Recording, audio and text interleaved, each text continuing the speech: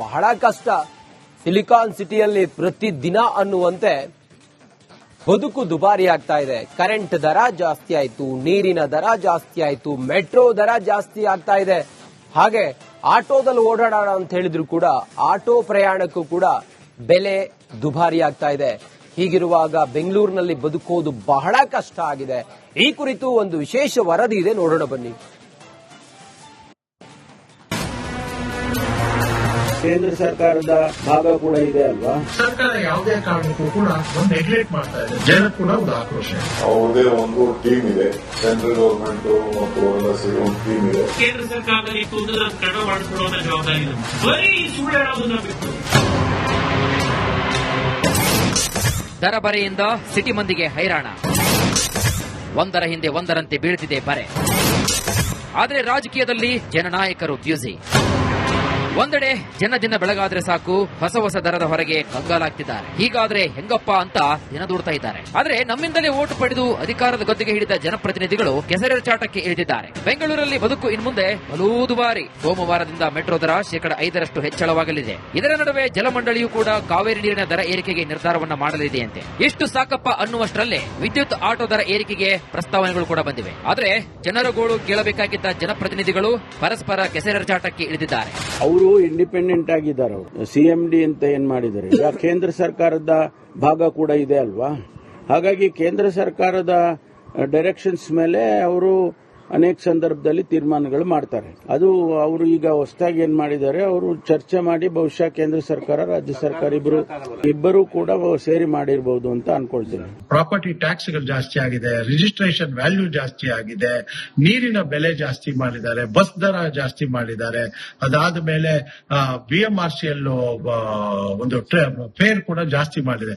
ಇದೆಲ್ಲವೂ ಕೂಡ ನಿಜವಾಗ್ಲೂ ಕೂಡ ಈ ಸರ್ಕಾರ ಬೆಂಗಳೂರಿನ ಮೇಲೆ ಒಂದು ಹೆಚ್ಚಿನ ಒಂದು ಏನೊಂದು ರೆವಿನ್ಯೂ ಜನರೇಟ್ ಮಾಡುವಂತಹ ಒಂದು ಈ ಜಾಗದಲ್ಲಿ ಸರ್ಕಾರ ಯಾವುದೇ ಕಾರಣಕ್ಕೂ ಕೂಡ ಕಾನ್ಸಂಟ್ರೇಟ್ ಮಾಡಿ ನೆಗ್ಲೆಕ್ಟ್ ಮಾಡ್ತಾ ಇದೆ ಬೆಂಗಳೂರನ್ನು ಕೂಡ ಅನ್ನೋದ್ರ ಬಗ್ಗೆ ಜನಕ್ಕೆ ಕೂಡ ಒಂದು ಆಕ್ರೋಶ ಇದೆ. ಇನ್ನು ಮೆಟ್ರೋ ದರ ಏರಿಕೆ ಬಗ್ಗೆ ಡಿಸಿಎಂ ಡಿಕೆ ಶಿವಕುಮಾರ್ ಪ್ರತಿಕ್ರಿಯೆ ನೀಡಿದ್ದು ಕೇಂದ್ರದ ಮೇಲೆ ಗೂಬೆ ಕೂರಿಸಿದ್ದಾರೆ. ಇದಕ್ಕೆ ಸಂಸದ ತೇಜಸ್ವಿ ಸೂರ್ಯ ಖಾರವಾಗಿ ಕೌಂಟರ್ ಕೊಟ್ಟಿದ್ದಾರೆ. ನನಗೆ ಯಾವ ಫೈಲು ಬಂದಿಲ್ಲ. ಅವ್ರದೇ ಒಂದು ಟೀಮ್ ಇದೆ, ಸೆಂಟ್ರಲ್ ಗವರ್ಮೆಂಟ್ ಮತ್ತು ಅವರೆಲ್ಲ ಸೇರಿ ಒಂದು ಟೀಮ್ ಇದೆ. ಅವರು ಸೆಕ್ರೆಟರಿ ಚೇರ್ಮನ್ ಇದ್ದಾರೆ, ಸೆಂಟ್ರಲ್ ಗವರ್ಮೆಂಟ್ ಸೆಕ್ರೆಟರಿ. ಅವರು ತೀರ್ಮಾನ ಮಾಡಿದ್ದಾರೆ. ನನ್ನ ಗಮನಕ್ಕೆ ಬಂದಿಲ್ಲ. ನಮ್ಗೆ ಸಂಬಂಧ ನಮ್ಮ ಹತ್ರ ಚರ್ಚೆನೇ ಮಾಡಿಲ್ಲ. ಇಲ್ಲ, ನಾನು ಸಿಎಂ ಹತ್ರ ಚರ್ಚೆ ಮಾಡ್ತಿದ್ದೆ. ಸಿಎಂ ಹತ್ರ ಕ್ಯಾಬಿನೆಟ್ ಅಲ್ಲಿ ನಾನು ಚರ್ಚೆ ಮಾಡಕ್ಕಾಗಿಲ್ಲ. ನಾನು ಇವತ್ತು ಹೇಳ್ತಾ ಇದ್ದೀನಿ, ಕೇಂದ್ರ ಸರ್ಕಾರದಿಂದ ಕಡಿಮೆ ಮಾಡಿಸ್ಕೊಡೋದು ಅಂತಿತ್ತು ಅಂತಂದ್ರೆ ನೀವು ಪತ್ರ ಬರೀರಿ. 24 ಅವರ್ಸ್ ಒಳಗಡೆ ಕೇಂದ್ರ ಸರ್ಕಾರದಲ್ಲಿ ಇತ್ತು ಅಂತಂದ್ರೆ ಅದನ್ನ ಕಡಿಮೆ ಮಾಡಿಸ್ಕೊಡುವಂತ ಜವಾಬ್ದಾರಿ ನಮ್ದು. ಬರೀ ಸುಳ್ಳು ಹೇಳೋದನ್ನ ಬಿಟ್ಟು ಜನಕ್ಕೆ ನಿಜವಾಗ್ಲೂ ಇದನ್ನ ಕಡಿಮೆ ಮಾಡಿಸ್ಕೊಡೋ ಕಡೆಗೆ ಪ್ರಯತ್ನ ಮಾಡಿ. ಮುಖ್ಯಮಂತ್ರಿಗಳು, ಉಪಮುಖ್ಯಮಂತ್ರಿಗಳು ಕೇಂದ್ರ ಸರ್ಕಾರಕ್ಕೆ ನಿಮ್ಗಲ್ದನೇ ಇದ್ರೆ, ನಿಮ್ಮಲ್ಲಿ ಅಧಿಕಾರ ಇಲ್ಲದೇ ಇದ್ರೆ ಕೇಂದ್ರ ಸರ್ಕಾರಕ್ಕೆ ಬಹಳ ದುಬಾರಿ ಆಗಿದೆ ಬೆಂಗಳೂರು ಮೆಟ್ರೋ, ಇದನ್ನ ನೀವು ಕಡಿಮೆ ಮಾಡಬೇಕು ಅನ್ನುವಂತ ಪತ್ರ ಬರೀ. ಫೇರ್ ಫಿಕ್ಸೇಷನ್ ಕಮಿಟಿ ರೆಕಮೆಂಡೇಶನ್ಸ್ ನ ಚೇಂಜ್ ಮಾಡಿಸಿ ಅಂತ ಬರೀ. ಹೊಸ ಫೇರ್ ಫಿಕ್ಸೇಷನ್ ಕಮಿಟಿಯನ್ನು ರಚನೆ ಮಾಡಿ ಅಂತ ಪತ್ರ ಬರೀರಿ. ಇದನ್ನ ಯಾವುದನ್ನು ಮಾಡದೇನೆ ಈ ರೀತಿ ಸುಳ್ಳು ಹೇಳ್ತಾ ಇದ್ರೆ ಜನ ಇದು ಏನು, ಯಾವ ರೀತಿ ಸುಳ್ಳು ಹೇಳ್ತಾ ಇದ್ದಾರೆ, ಇದರಲ್ಲಿ ಇರುವಂತಹ ಹಿಪಾಕ್ರಸಿ ಏನು ಅನ್ನೋದು ಜನಕ್ಕೆ ಗೊತ್ತಾಗುತ್ತೆ. ಮುಖ್ಯಮಂತ್ರಿಗಳಲ್ಲಿ, ಉಪಮುಖ್ಯಮಂತ್ರಿಗಳಲ್ಲಿ ಆಗ್ರಹ ಮಾಡಿ ಕೇಂದ್ರ ಸರ್ಕಾರದಿಂದ ಏನ್ ಮಾಡಿಸಬೇಕಾಗಿದೆ ಅದ್ರ ಕಡೆ ನಾವು ಮಾಡ್ತೀವಿ. ಕೇಳಿದ್ರಲ್ಲ, ಸಮಸ್ಯೆ ಆಲಿಸೋರೆ ಹೀಗೆ ಕಿತ್ತಾಡಿಕೊಂಡ್ರೆ ಹೇಗೆ ಸ್ವಾಮಿ ಅಂತ ಜನ ಸಿಟ್ಟಾಗಿದ್ದಾರೆ. Political bureau, Republic Kannada. ಬಹಳ ಕಷ್ಟ. ಸಿಲಿಕಾನ್ ಸಿಟಿಯಲ್ಲಿ ಪ್ರತಿದಿನ ಅನ್ನುವಂತೆ ಬದುಕು ದುಬಾರಿ ಆಗ್ತಾ ಇದೆ. ಕರೆಂಟ್ ದರ ಜಾಸ್ತಿ ಆಯ್ತು, ನೀರಿನ ದರ ಜಾಸ್ತಿ ಆಯ್ತು, ಮೆಟ್ರೋ ದರ ಜಾಸ್ತಿ ಆಗ್ತಾ ಇದೆ. ಹಾಗೆ ಆಟೋದಲ್ಲಿ ಓಡಾಡೋಣ ಅಂತ ಹೇಳಿದ್ರು ಕೂಡ ಆಟೋ ಪ್ರಯಾಣಕ್ಕೂ ಕೂಡ ಬೆಲೆ ದುಬಾರಿ ಆಗ್ತಾ ಇದೆ. ಹೀಗಿರುವಾಗ ಬೆಂಗಳೂರಿನಲ್ಲಿ ಬದುಕೋದು ಬಹಳ ಕಷ್ಟ ಆಗಿದೆ. ಈ ಕುರಿತು ಒಂದು ವಿಶೇಷ ವರದಿ ಇದೆ, ನೋಡೋಣ ಬನ್ನಿ. ಕೇಂದ್ರ ಸರ್ಕಾರದ ಭಾಗ ಕೂಡ ಇದೆ ಅಲ್ವಾ? ಸರ್ಕಾರ ಯಾವುದೇ ಕಾರಣಕ್ಕೂ ಕೂಡ ಒಂದು ನೆಗ್ಲೆಕ್ಟ್ ಮಾಡ್ತಾ ಇದೆ. ಜನ ಕೂಡ ಒಂದು ಆಕ್ರೋಶ. ಅವ್ರದೇ ಒಂದು ಟೀಮ್ ಇದೆ, ಸೆಂಟ್ರಲ್ ಗವರ್ಮೆಂಟ್ ಮತ್ತು ಅವರೆಲ್ಲ ಸೇರಿ ಒಂದು ಟೀಮ್ ಇದೆ. ಕೇಂದ್ರ ಸರ್ಕಾರದಲ್ಲಿ ಕಡಿಮೆ ಮಾಡಿಕೊಳ್ಳುವ ಜವಾಬ್ದಾರಿ ನಮ್ದು. ಬರೀ ಸುಳ್ಳು ಹೇಳೋದನ್ನ ಬಿಟ್ಟು. ದರ ಬರೆಯಿಂದ ಸಿಟಿ ಮಂದಿಗೆ ಹೈರಾಣ, ಒಂದರ ಹಿಂದೆ ಒಂದರಂತೆ ಬೀಳ್ತಿದೆ ಬರೆ. ಆದರೆ ರಾಜಕೀಯದಲ್ಲಿ ಜನನಾಯಕರು ಬ್ಯೂಸಿ.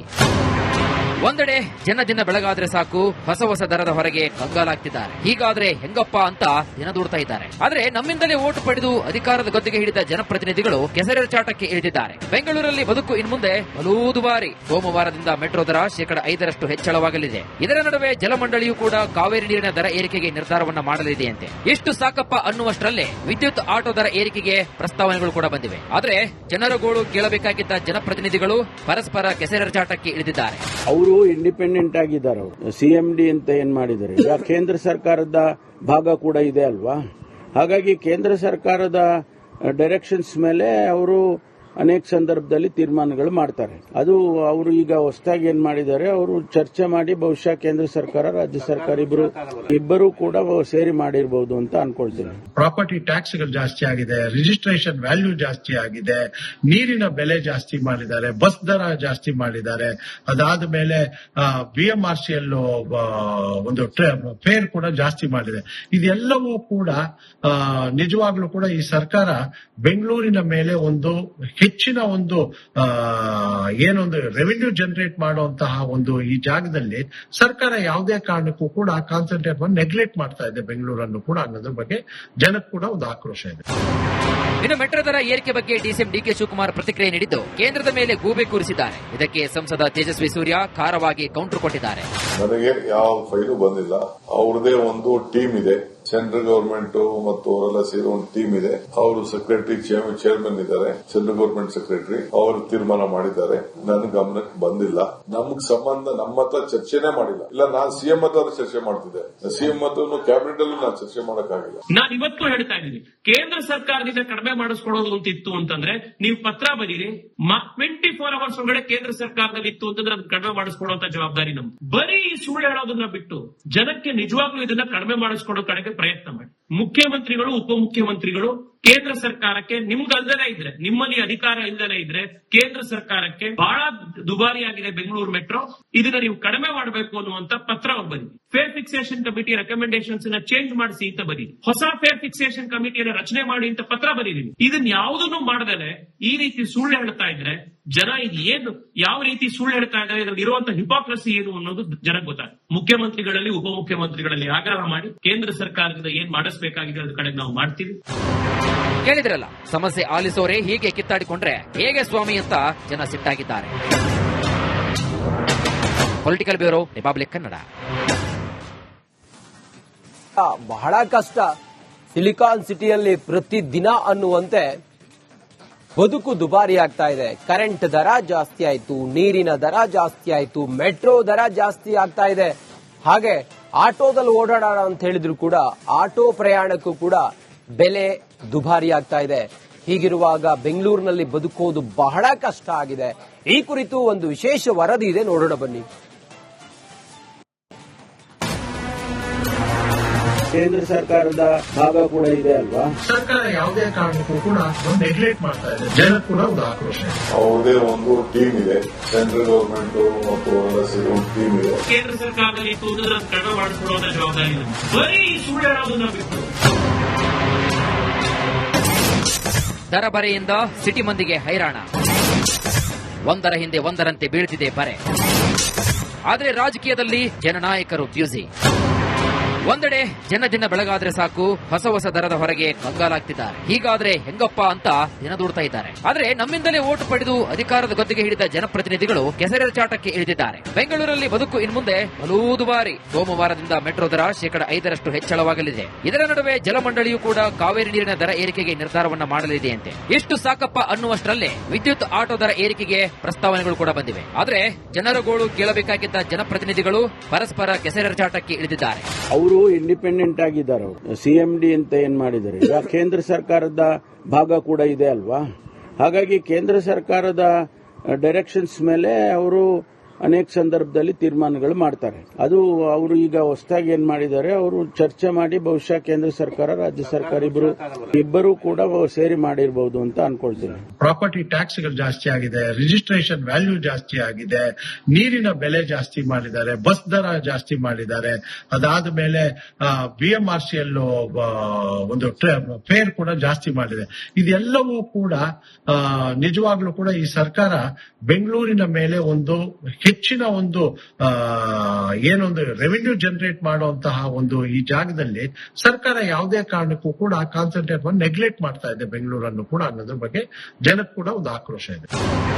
ಇನ್ನು ಮೆಟ್ರೋ ದರ ಏರಿಕೆ ಬಗ್ಗೆ ಡಿಸಿಎಂ ಡಿಕೆ ಶಿವಕುಮಾರ್ ಪ್ರತಿಕ್ರಿಯೆ ನೀಡಿದ್ದು ಕೇಂದ್ರದ ಮೇಲೆ ಗೂಬೆ ಕೂರಿಸಿದ್ದಾರೆ. ಇದಕ್ಕೆ ಸಂಸದ ತೇಜಸ್ವಿ ಸೂರ್ಯ ಖಾರವಾಗಿ ಕೌಂಟರ್ ಕೊಟ್ಟಿದ್ದಾರೆ. ನನಗೆ ಯಾವ ಫೈಲು ಬಂದಿಲ್ಲ. ಅವ್ರದೇ ಒಂದು ಟೀಮ್ ಇದೆ, ಸೆಂಟ್ರಲ್ ಗವರ್ಮೆಂಟ್ ಮತ್ತು ಅವರೆಲ್ಲ ಸೇರಿ ಒಂದು ಟೀಮ್ ಇದೆ. ಅವರು ಸೆಕ್ರೆಟರಿ ಚೇರ್ಮನ್ ಇದ್ದಾರೆ, ಸೆಂಟ್ರಲ್ ಗವರ್ಮೆಂಟ್ ಸೆಕ್ರೆಟರಿ. ಅವರು ತೀರ್ಮಾನ ಮಾಡಿದ್ದಾರೆ. ನನ್ನ ಗಮನಕ್ಕೆ ಬಂದಿಲ್ಲ. ನಮ್ಗೆ ಸಂಬಂಧ ನಮ್ಮ ಹತ್ರ ಚರ್ಚೆನೇ ಮಾಡಿಲ್ಲ. ಇಲ್ಲ, ನಾನು ಸಿಎಂ ಹತ್ರ ಚರ್ಚೆ ಮಾಡ್ತಿದ್ದೆ. ಸಿಎಂ ಹತ್ರ ಕ್ಯಾಬಿನೆಟ್ ಅಲ್ಲೂ ನಾನು ಚರ್ಚೆ ಮಾಡಕ್ಕಾಗಿಲ್ಲ. ನಾನು ಇವತ್ತು ಹೇಳ್ತಾ ಇದ್ದೀನಿ, ಕೇಂದ್ರ ಸರ್ಕಾರದಿಂದ ಕಡಿಮೆ ಮಾಡಿಸ್ಕೊಡೋದು ಅಂತಿತ್ತು ಅಂತಂದ್ರೆ ನೀವು ಪತ್ರ ಬರೀರಿ. 24 ಅವರ್ಸ್ ಒಳಗಡೆ ಕೇಂದ್ರ ಸರ್ಕಾರದಲ್ಲಿ ಇತ್ತು ಅಂತಂದ್ರೆ ಅದನ್ನ ಕಡಿಮೆ ಮಾಡಿಸ್ಕೊಡುವಂತ ಜವಾಬ್ದಾರಿ ನಮ್ದು. ಬರೀ ಸುಳ್ಳು ಹೇಳೋದನ್ನ ಬಿಟ್ಟು ಜನಕ್ಕೆ ನಿಜವಾಗ್ಲೂ ಇದನ್ನ ಕಡಿಮೆ ಮಾಡಿಸ್ಕೊಡೋ ಕಡೆಗೆ ಪ್ರಯತ್ನ ಮಾಡಿ. ಮುಖ್ಯಮಂತ್ರಿಗಳು, ಉಪಮುಖ್ಯಮಂತ್ರಿಗಳು ಕೇಂದ್ರ ಸರ್ಕಾರಕ್ಕೆ ನಿಮ್ದಲ್ದೇ ಇದ್ರೆ, ನಿಮ್ಮಲ್ಲಿ ಅಧಿಕಾರ ಇಲ್ಲದೇ ಇದ್ರೆ ಕೇಂದ್ರ ಸರ್ಕಾರಕ್ಕೆ ಬಹಳ ದುಬಾರಿಯಾಗಿದೆ ಬೆಂಗಳೂರು ಮೆಟ್ರೋ, ಇದನ್ನ ನೀವು ಕಡಿಮೆ ಮಾಡಬೇಕು ಅನ್ನುವಂತ ಪತ್ರ ಅವ್ರು ಬರೀ. ಫೇರ್ ಫಿಕ್ಸೇಷನ್ ಕಮಿಟಿ ರೆಕಮೆಂಡೇಶನ್ಸ್ ನ ಚೇಂಜ್ ಮಾಡಿಸಿ ಅಂತ ಬರೀ. ಹೊಸ ಫೇರ್ ಫಿಕ್ಸೇಷನ್ ಕಮಿಟಿಯನ್ನು ರಚನೆ ಮಾಡಿ ಅಂತ ಪತ್ರ ಬರೀರಿ. ಇದನ್ನ ಯಾವುದನ್ನು ಮಾಡದೇನೆ ಈ ರೀತಿ ಸುಳ್ಳು ಹೇಳ್ತಾ ಇದ್ರೆ ಜನ ಇದು ಏನು, ಯಾವ ರೀತಿ ಸುಳ್ಳು ಹೇಳ್ತಾ ಇದ್ದಾರೆ, ಇದರಲ್ಲಿ ಇರುವಂತಹ ಹಿಪೋಕ್ರಸಿ ಏನು ಅನ್ನೋದು ಜನಕ್ಕೆ ಗೊತ್ತಾಗುತ್ತೆ. ಮುಖ್ಯಮಂತ್ರಿಗಳಲ್ಲಿ, ಉಪಮುಖ್ಯಮಂತ್ರಿಗಳಲ್ಲಿ ಆಗ್ರಹ ಮಾಡಿ ಕೇಂದ್ರ ಸರ್ಕಾರದಿಂದ ಏನ್ ಮಾಡಿಸಬೇಕಾಗಿದೆ ಅದ್ರ ಕಡೆ ನಾವು ಮಾಡ್ತೀವಿ. ಕೇಳಿದ್ರಲ್ಲ, ಸಮಸ್ಯೆ ಆಲಿಸೋರೆ ಹೀಗೆ ಕಿತ್ತಾಡಿಕೊಂಡ್ರೆ ಹೇಗೆ ಸ್ವಾಮಿ ಅಂತ ಜನ ಸಿಟ್ಟಾಗಿದ್ದಾರೆ. Political bureau, Republic Kannada.